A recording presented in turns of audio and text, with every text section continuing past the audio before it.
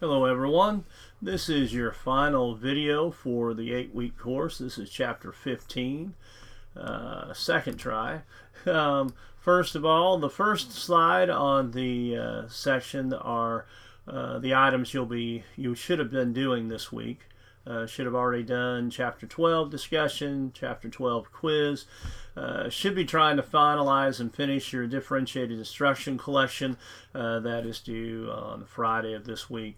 And then you'll have your chapter 15 quiz for this chapter, your final discussion board, and your final over the last 4 chapters. First of all, I'd like to start out with you watching The World of Transition. This is out of the Pennsylvania area. Kind of gets you started on what we're discussing. So go ahead and pause me real quick and jump into The World of Transition. Go ahead and click the slide on slide 2.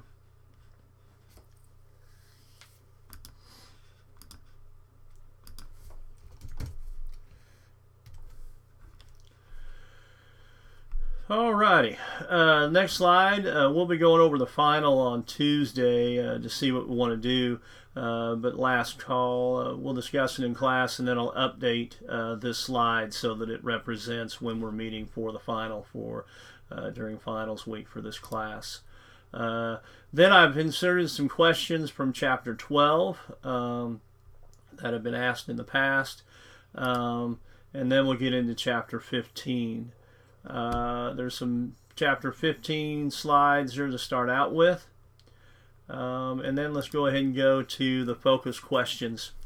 Why should post-school outcomes drive educational programming for secondary students with disabilities? What key factors influence the success of an individualized transition plan? And how can teachers of elementary students with disabilities help them prepare for a successful life as adults? Why is self-determination so important to students with disabilities? Success in post-secondary education? How do the philosophy and principles of supported living differ from transitional residential placement services? How can teachers help school-age children with disabilities achieve satisfying recreational and leisure as adults? And finally, is quality of life for adults with disabilities the ultimate outcome measure for special education? And then why or why not for that question. We're going to start out with one of those questions first. I want to get your idea. So why should post-school outcomes drive educational programming for secondary students with disabilities? Go ahead and pause this and go ahead and put down your ideas and your thoughts as of this time.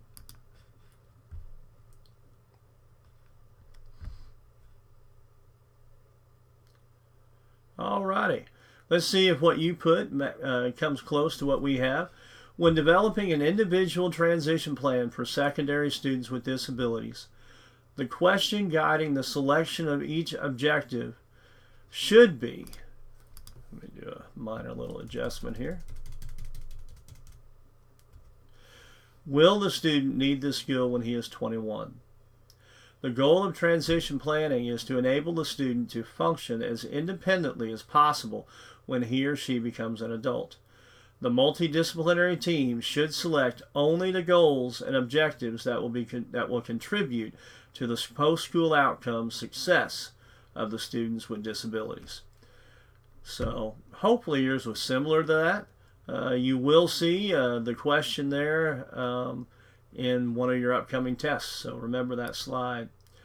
Some of the data, results of the National Longitude Transitional Studies 2, these were completed in high school. Completing high school in 2000-2001, 72% of students with disabilities graduated from high school with either a regular diploma or certificate of completion. The high schools that I've went to, they go ahead and give the regular diploma to all students, whether they are special education or regular ed. The only difference might be if you've got a student that is going through the 18 to 21 program, what you would do is they would not graduate with their peers. They would go another 2 or 3 years, and then at that point they would graduate typically with a diploma with the class that they would be graduating with at that time. Employment status. The unemployment rate for young adults with disabilities is 57% when they have been out of school during the first 4 years.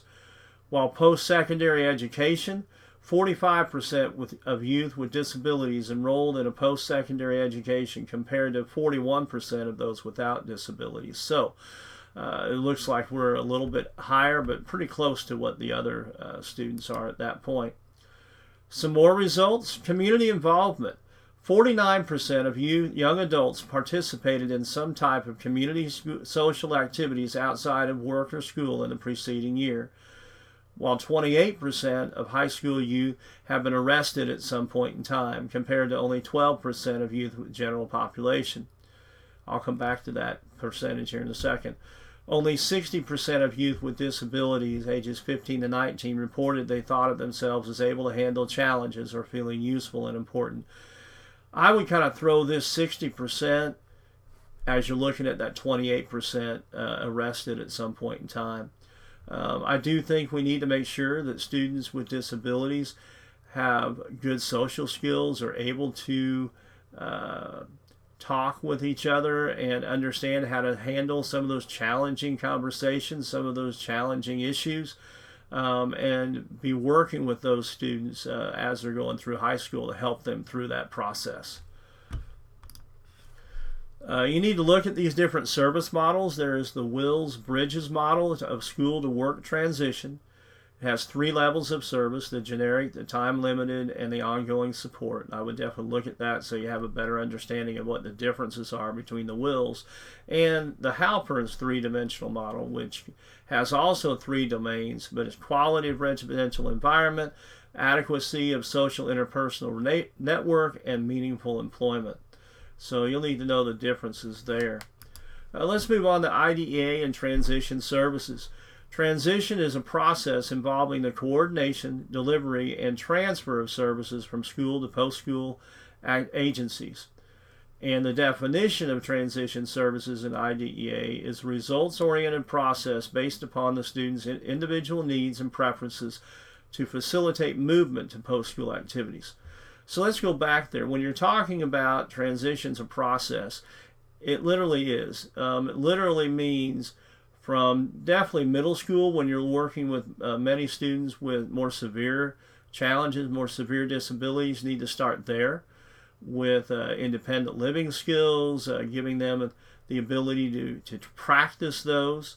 I love the schools that have incorporated their 18 to 21 program with the ability of our students with more challenges to go in and learn more skills early on, because it does take them more time to remember and understand what to do. But they could work on, dusting and making beds and some cooking and things like that will help them get a little bit of a better idea of what needs to be done at that point in time. I know it's a little early, some of you might think, but you'll understand as you get into high school, if you're teaching high school, you don't have much time. And the students with more severe disabilities need to have more time to learn these skills. And if you have an 18 to 21 program, what better way to give them some learning skills before they actually get into high school, like that 6th, 7th grade or 7th and 8th grade, something like that. It includes post-secondary education, vocational education, integrated employment, continuing and adult education, adult services, independent living, and community participation. It is all part of that results-oriented process. Depending on the student you're working with, they may be going to post-secondary education. They may be going to a community college or another college. They could be going to a trade school. I definitely would not rule out, and if one of the things I'd like for you to remember is not all students have to go to college. In the past, there are some students that don't need college, number one, to go into their career that they want to do. They can learn that in a trade school, more economical and a little bit faster at times to go ahead and go that route. Sometimes they can even start doing that before they leave high school. Look at the different vocational programs that you might have that those students with disabilities want to do. Why not get them started on that path, on that area? So that could also be included in post-school education. There's vocational education also. We just talked about that. Integrated employment getting them out there, getting them to understand, getting them to some job shadowing experience where they can have a better idea of what really goes on in their career. I know I had a student that wanted to be a policeman and went on a job shadow and came back and did not want to be a policeman anymore. I asked why.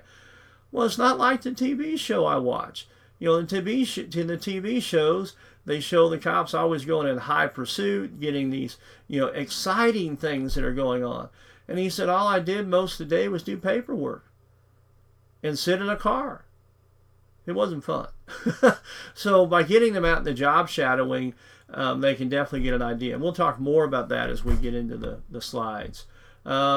Continuing adult education and adult services. There may be a community college there in town that student could be participating in high school in the evenings to learn more skills and to get involved. And that way they know what is available after high school that they could do in their community. Different adult service agencies that they can work with, independent living.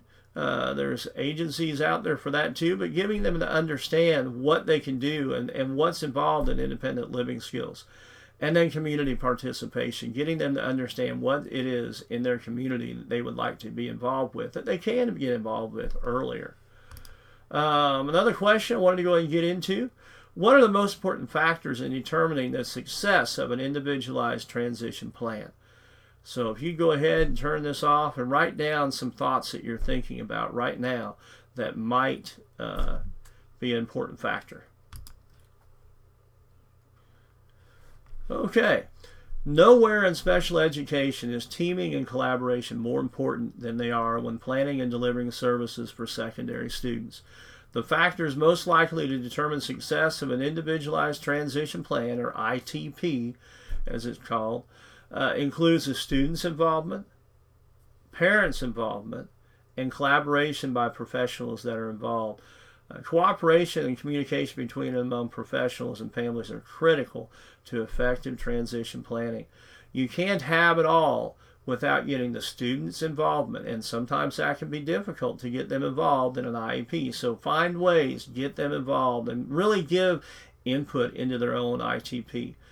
Not only that, but parents. A lot of times in high school, I've seen parents start to kind of slide away and kind of let their student do it. Well, get the parents involved early enough so that they know how important it is for them to be part of their process right now. And then also the professionals involved. And that doesn't only mean the teachers and the school district employees that are working with the student, but it also means the outside agencies, as we start discussing in this chapter here in a little bit. But any outside agencies or affiliations, groups that they're involved with that can give a good suggestions for this process need to be involved. Next, go ahead and there's another video. I've got 3 in this section, but they're very good to watch. Gives you a better idea, a better perspective of transition. So go ahead and listen to an example of transition services and pause this video and go to it.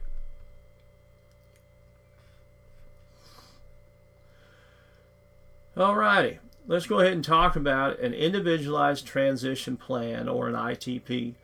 It details the curricular programming and other supports that will prepare the student for a smooth transition, successful transition into adult life. When a student reaches age 16, IDEA requires the IEP team to begin transition planning.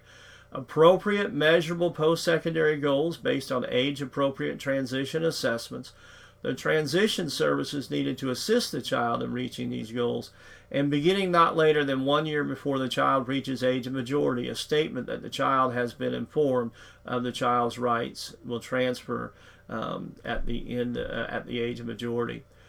So let's go back and talk a little bit about this slide. Curricular programming means part of this will be a 4 or 5 year plan, as some schools do, so that it incorporates what the team is projecting the student will take their freshman year, their sophomore year, their junior year, their senior year.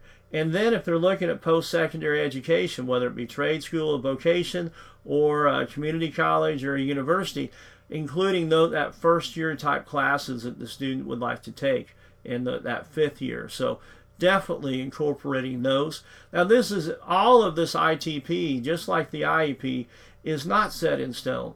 So every year these things can change. So don't get bogged down by, well, if I put it in the IEP and the ITP, that means it has to be that way. No, it doesn't have to be. That is a snapshot of right now as you're writing this IEP or this ITP. This is where the student is right now. And it's required at 16. Annual review and update. Each year you're going to update this and look at the annual times and see if there's any changes.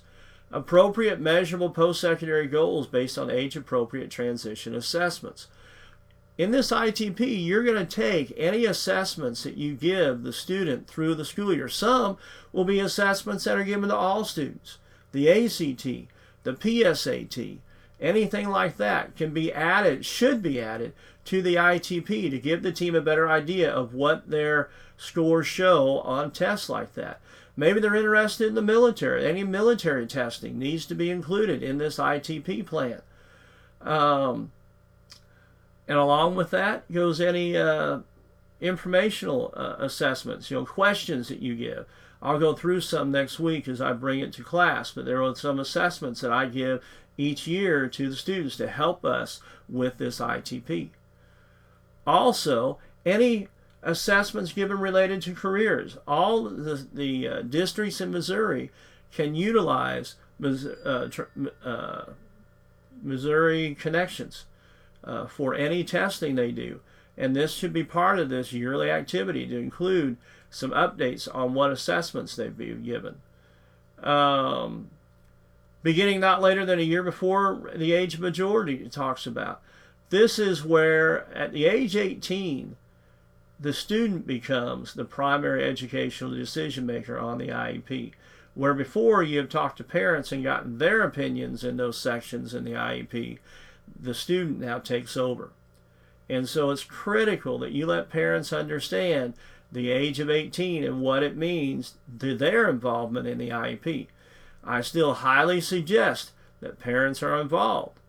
However, if it becomes the student that is doing that, you do have to go for what they want to have, who they want to have involved in their IEP. Now, I would definitely highly suggest that parents still come involved, but I've had instances where the child's not living with parents anymore, living with a friend or a grandparent or something like that. Well, then it's not maybe appropriate either. But up until that point, it's been the parent. The other part of this is the students that are needing to probably have the parents take over guardianship.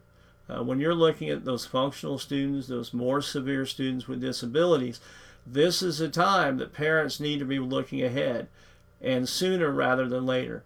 I typically would start as a freshman, letting parents know in some transition meetings what happens at 18 to make sure that they understand what they need to do and give them some ideas of what they need to do and let them make those decisions. But definitely by 17 they get a letter, and then they get another letter when they turn 18 about everything.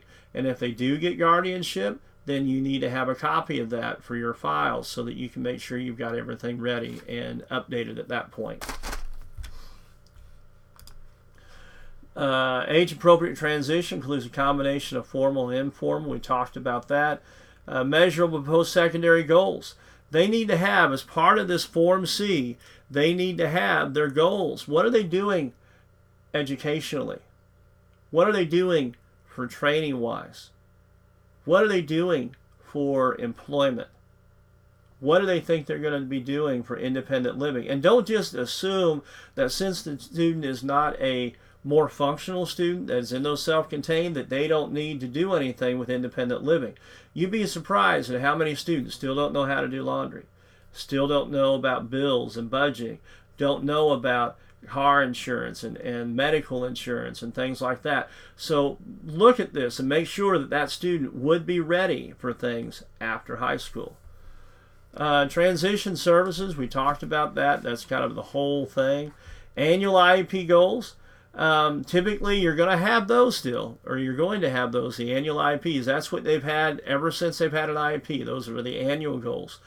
But then you also, when you start looking at an ITP, you start looking at how those annual goals are those Form C goals, those transition related goals there. Coordinate transition services with adult agencies. You really need to start looking and making sure and hooking the parents up and the families up with agencies that can assist them and their student with a disability. This is another one that I would probably look at earlier for those that are in a more severe and functional classrooms to make sure that they're hooked up. Maybe 6th, 7th, 8th grade, start making sure that they know what agencies are out there that can assist the whole family, and that way you've got them started. Summary of performance, academic, functional, and recommendation for continued progress. This is something you give to all seniors. This is normally given within a week or two of graduation. I normally talk to my students a week before graduation, discuss what items I would be sending home or mailing home. I eventually, in the last few years, actually put a notebook together, and everything that I talked about was in that notebook, and I would give them the notebook and then let them know that after graduation they would get a letter that would include the summary of performance. It would include the closed out goals, include a documentation of notice of action about dismissing from special ed, because if they graduate high school, they are out of special education on your end. And there were some other documents went with that. And then when they got them in the mail, they were instructed to put them in that folder so that they had them at all times. This would include their latest IEP, their senior IEP that was there, and all of their goals.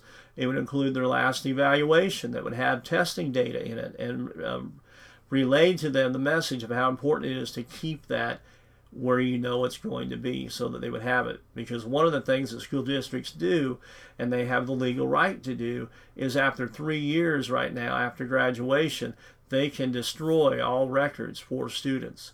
So if they want that copy, most school districts would let the parents know they need to come in. Well, I took it one step further. I wanted them to have it before they left.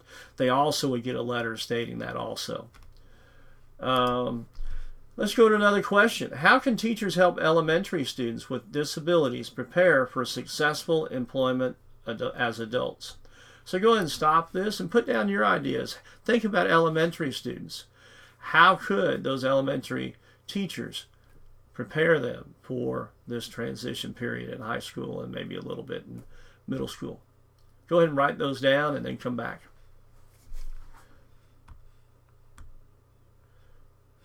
According to IDEA, a statement of transition service must be included in the student's IEP at 14, and an individual transition plan must be developed at age 16. However, preparing students with disabilities to function successfully in the real world should begin as early as possible. Teachers can begin preparing elementary children with disabilities for adulthood by targeting skills such as social interaction, functional academics like telling time and counting money, daily living skills like eating habits and self-care, and choice making. We've talked about that in the last few chapters. Additionally, teachers should expose students to a variety of career opportunities and leisure activities available to them. So you can look back at those functional academics, telling time and money, that can easily be put into any math class that you're looking at. And social interaction, you all are doing that on a regular basis anyway, but making sure, leading back to those national statistics early on, getting them to understand the challenges of social behavior and how to react and act around peers and what to do in certain social situations. But also giving the students the opportunity. There are many times that when I was working at a grocery store before I became a teacher, that I'd be asked to come in and speak to students in the 5th grade when they were going through careers and would talk about things. But even earlier than that, with show and tell, having students bring their parents in and having their parents talk about careers that students might be interested in, what they do to get them excited about careers and things like that. And then as they get older, then more of that comes into play. Job shadowing as they get older in the middle school and early high school, giving them a chance to go out and follow somebody that's in their related field to get an idea of what it's really like versus what they think it's like. Work is defined as using one's physical or mental energies to accomplish something productive for most adults with disabilities. Obtaining and holding a job is a major life challenge and goal. Begin that earlier. We talked about elementary students. Sample different types of classroom responsibilities would be one. Let them change the calendar date. Let them change the weather date if you've got it on your bulletin board. Let them update some of the whiteboard as you putting down lessons. Let them pick up papers as students are putting them together and putting them in a certain place. If you have animals, making sure that each student gets a chance to feed the animal and do things like that that's related to chores. Middle school students spend time at actual community job sites, that job shadowing I was talking about. High school students develop and operate school-based enterprises. A lot of schools that I've been around, they have their functional students in their self-contained classes run a coffee shop or run a breakfast shop, or maybe run a supply shop so that students that run out of paper or run out of pencils or pens, they can come there and buy. And then that helps the students, first of all, socially, customer skills, money management skills, and cash register skills, calculator skills, inventory and profit. All of that can be put into play. Competitive employment. Performs work valued by an employee, functions in an integrated setting with coworkers without disabilities, earns at or above the minimum wage. So that's what we want ultimately for all students. However, there are some other options for students that are maybe more functional to start out with, but the goal should still be that they would eventually get to that point where they're working competitively. Some key characteristics of a school program that increase likelihood of successful employment outcomes, really critical here. Stress functional skills. Receive ample opportunities to learn social interpersonal skills. Begin community-based work experience as early as 10 or 13 for students with severe disabilities. Then there's supported employment. It's defined as integrated setting, competitive employment in an integrated setting with ongoing support services for individuals with the most severe disabilities. There are 4 support models. There's the small business enterprise, the mobile work crews, the enclaves or the clustered placement. I know our sheltered workshop does some enclaves where they go out and mow, or they may clean offices, but they have an adult supervisor that provides that support and is working with them. There's individual placement. There's also employment specialists out there for natural supports and natural cues and self-management. Definitely look over this in your book as you're going through the chapter. With people with disabilities at an accredited, occupationally oriented facility which employs people with disabilities. Most common vocational setting for adults with severe disabilities. They offer transitional and extended employment. They provide evaluation and training, extended or long-term employment, work activities. The problems with sheltered employment include limited opportunities for job placement and low pay. What we did in our school, our 8th grade and our high school teachers get a better understanding of what they need to teach their students by having the sheltered workshop give us ideas of what they need students to know if they are going to be in a sheltered workshop environment. And that gave us a better chance to create a curriculum that's around really working with them to be ready for whatever they can do after high school. Another question, so important for the success of students with disabilities in post-secondary education. So think about self-determination skills. Write down a few, and why are they so important?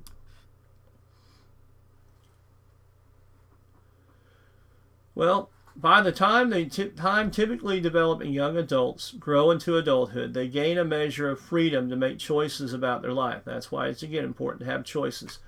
This can and should be no different for adults with disabilities. Self-management and self-determination are important skills for young adults that enable effective goal setting, planning, studying, and self-advocacy needed to succeed in college, but also not only college, trade schools, or jobs afterwards. So make sure, look at this section in the book, gain the skills needed, because this is really, I realize this is, most of you are thinking high school, but middle school definitely, and even some later elementary need to be looking at some of these.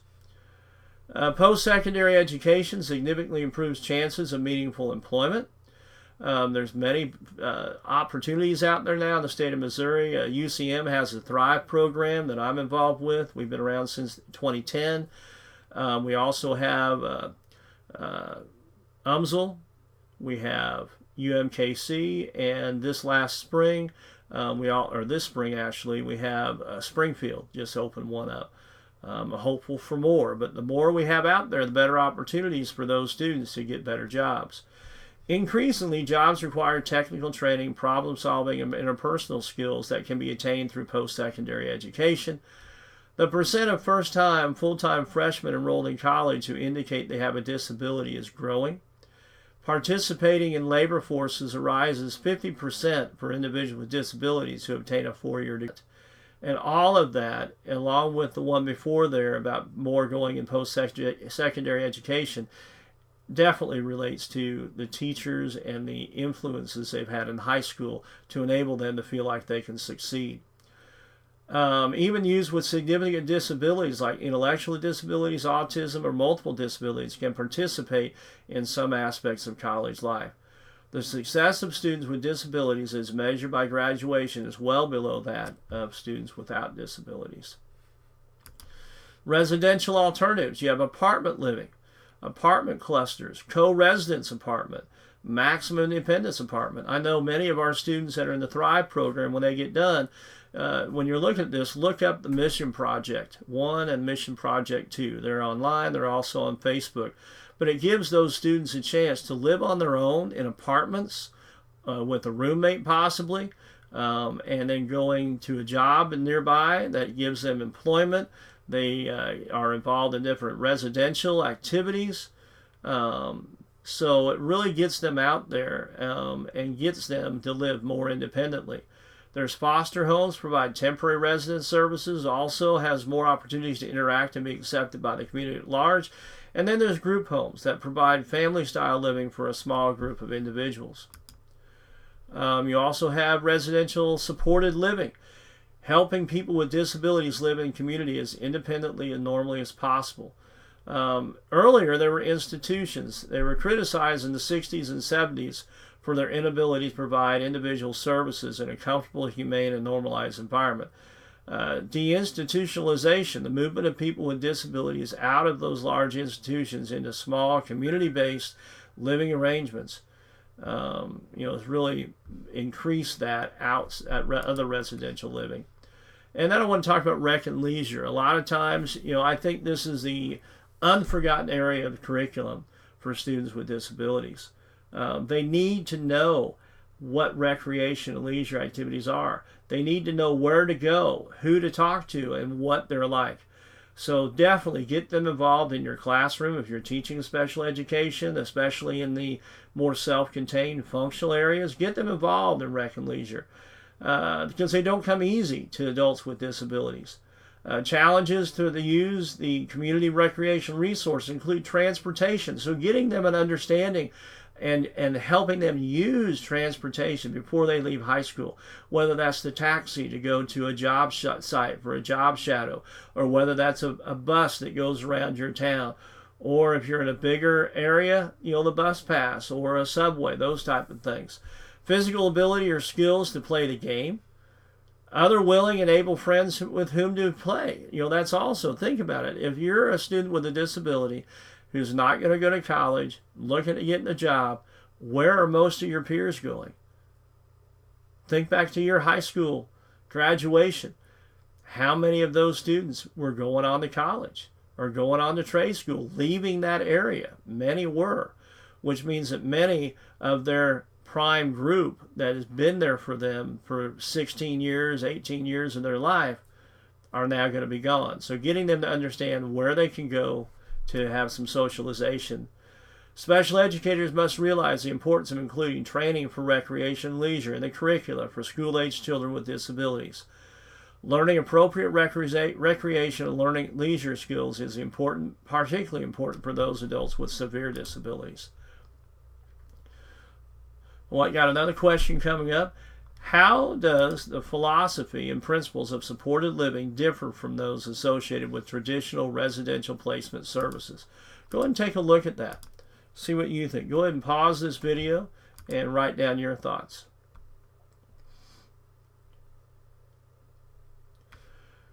Well, supported living is a term used to describe the process of assisting adults with disabilities in the living as normal life as possible. Supported living is not a place or a single set of procedures, but rather reflects a belief system that adults with disabilities should, to the highest extent possible, be able to make independent decisions about where they live, how they live, and how they spend their money and time and money.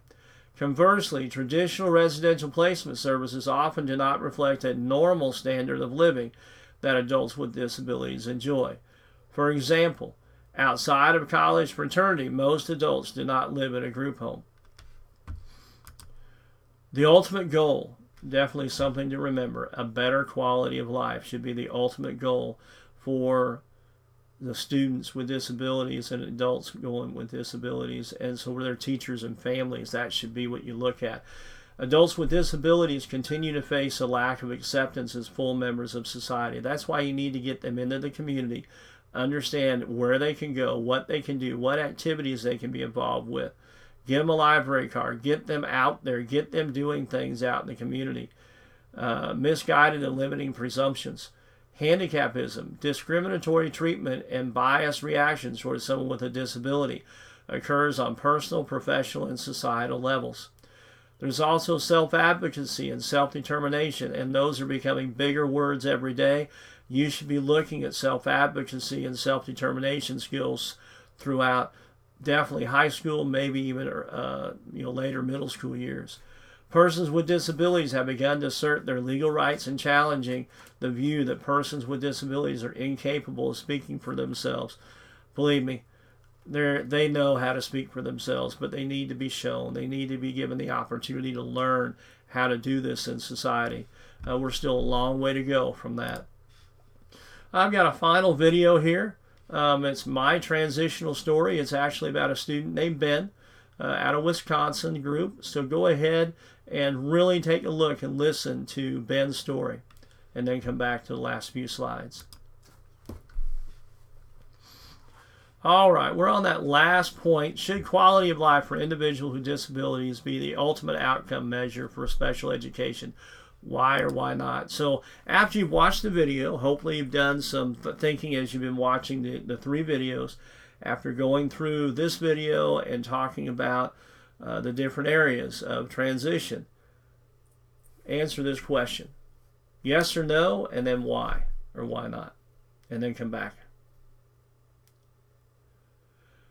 Well, here we go. Ultimately, quality of life should be the outcome, and I hope you all came up with that for all educational programs, including those programs with students with disabilities. A person may have been taught many skills, but if those skills do not enable him or her to enjoy the benefits available in person, social, work, and leisure settings, the wrong skills have been taught, and a disservice has been done to that individual. When selecting and prioritizing specific skills to teach students with disabilities, teachers must consider the extent to which those skills will ultimately help them improve the student's quality of life. Ultimately, guys, this is where it comes down to. If you're going through that IEP as a freshman on, how is it going to affect that student's quality of life? How is it going to affect their independent living skills? How is it going to affect their job skills? How is it going to affect their career? All of that comes into play with quality of life. So hopefully you got that. Finally, I have some websites I helped develop. I think it's still there, a lot of it. The WHS website, special ed website at Warrensburg. I think they're still using a lot of the items, so check it out.